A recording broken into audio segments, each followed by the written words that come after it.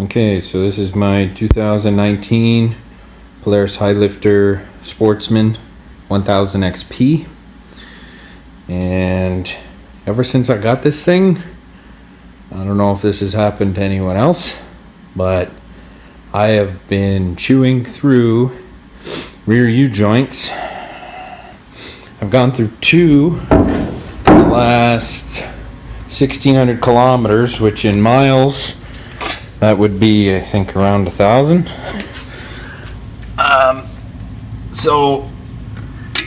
Oh yeah, let's see if we can get this to focus. Okay, so U-joint there with the little bit of red grease on it. That's the one I've had to change. One in the back is still original. It's always the one at the front. This is the second one that's in here right now. But I actually just got a fix, which I think might help me out, because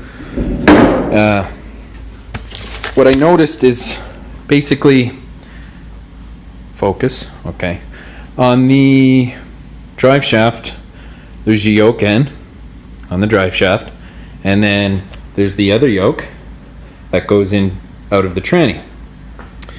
And every time I put the new U-joint in on the drive shaft side, the U-joint spins freely. And as soon as I put the yoke end from the transmission on, it kind of binds. It's a brand new machine, you know, and in 500 miles, had to change it. You know, just figured out whatever. I drive a lot of sand and a lot of clay and a lot of shit. You know, these things are submerged 99% of the time. You know, whatever. So, anyways, I'll show you what I ordered. This is from our people at SuperATV. I ordered this through Life Outdoors in New Hamburg. Thanks, Mac. So basically they sell some Polaris driveline components. Whoa, why is the lighting all fucked? Anyways, okay, so it's going to be a little darker now. But anyways, they sell this guy. And this is where I think my issue is. I've seen a few other posts on the Facebook page, the Highlifter page, blah, blah, blah. This is going to change the yoke that goes on the transmission. And if you see, these holes, it's really hard to see on camera, but they're basically concentric, which means two holes are in line with each other. Wow, this camera is shit.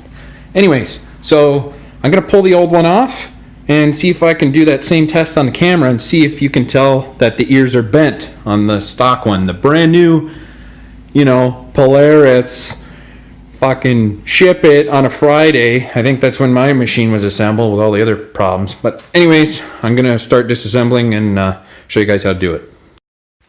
Step one, remove the wheel. And to do that, I can't believe I have to spoon feed some of you guys, but take a piece of wood, put it on top of your jack up your quad, set your parking brake, get this wheel off the ground, and it's a 17 millimeter to take the lug nuts off, and remove the wheel. Now we need to take, oh, can you see that where my finger is? That's a bolt. My camera won't focus because it's shit. But anyways, yeah, there's 4 bolts on this piece here that you have to take out. They're Allen head, not Torx. I don't know which size, but just start putting an Allen thing in there. I have it right here. It says, I think number 6. I think. Anyways, I take a 1/4 inch. Wow. 1/4 inch socket with a little extension. I slide the one end in, and that's how I get those bolts out. So I'm gonna get those bolts out now, pull the drive shaft out, and show you the next step. Oh yeah, I forgot to tell you, there's a neat little trick that I do. Basically, you get one of the bolts to the bottom here, so it's easily accessible. Take that bolt out, pop your tranny in neutral, let your brake off, turn the rear axle, and it'll turn that drive shaft so that the next bolt is right there to remove, and it makes it easier that way. Just remember to set the parking brake after you rotate that drive shaft. Okay? Once the bolts are removed, get yourself a little pry bar, and you put it in between that black piece and the diff here, and you just give it a little pop, and this is ready to come out. This camera is shit. Then you slide the drive shaft forward and it slips off, and then you pull it back, and there you go. Okay, now that I have this on the bench, you can kind of see the part that I'm talking about. This is the guy. Going this way, nice and free, like no problem. Just like the stock original one, which has lasted 1,000 miles now, and this one goes up and down, no problem. Okay, this one's brand new, by the way. This doesn't even have a ride on it. I just put this in. Now watch this. If I grab this and try to bend this way, moves the whole shaft. That's shit. It turns, but it's like really, really stiff and in binding. So that binding, that's why I keep going through U-joints only on the front. There you go. Both yokes. This is the one original that's on the tranny, right? Look at the wobble. These yokes,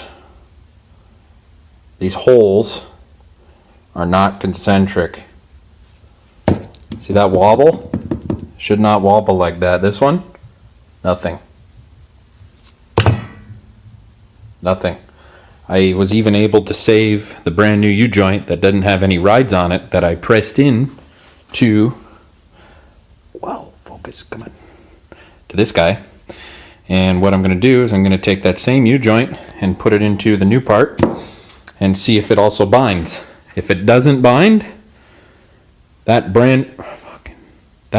stock black yoke was fucked from factory. Fuck you, Polaris. Here's another way to check. You see how perfectly centered this U-joint is in this one? Hard to tell, I know, but hang on a second. Check this out. Check that out, boys. That is in on that end, pushed in, and look at that. That is fucked. That is from day one. I did not bend that. There's no way. Those yokes, I work in a heat treatment facility. Those yokes are forged. There's no way you can bend those like under riding conditions. Only under, like when during assembly or machining got fucked. I don't know. But that is the issue right there. I could tell you 100% as soon as I put that U-joint into this yoke, it's going to work freely. That's bullshit. That right there, if that lets go, you know, you go out, you spend 20 grand Canadian on one of these machines, and you're riding 6, 7, 8, 9, 12 hours up north on a trail that's another 2, 3 hours away, and you break down, and this thing lets go and launches because you don't know better. Like, I mean, I'm an engineer, whatever. I mean, cool, I look over my bike, whatever. But if you don't look over your bike, this type of shit should not be braking in 500 miles or whatever it is, 700 kilometers, whatever. I got 1,600 kilometers out of 2 U-joints. That's bullshit. And when they do let go, if you're riding and they let go, it'll take out your entire belt box cover. And then you get to buy a new one of those too. Fuck you, Polaris. That's bullshit. Now check this out. Spins freely. No binding at all. Can do it with one hand.